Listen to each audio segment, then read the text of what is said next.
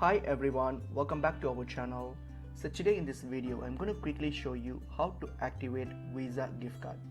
So let's get into the video. So if you want to activate your gift card, simply open up your browser and just type in Visa gift card activate or activate Visa gift card, and then you'll get to this site here where you have the link to activate your card, activate my card, Visa gift card. So simply what you have to do is simply click on it, and then when you open this site here, so you'll get to this page here.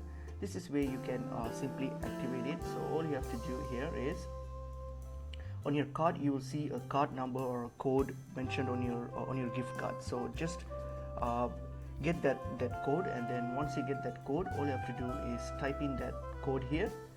All right, and then hit on continue, and the activation process will start, and then your card will be activated online. So this is the easiest and quickest way to activate your card, and you can just, all you need is just your card number and details. So that's pretty much it is.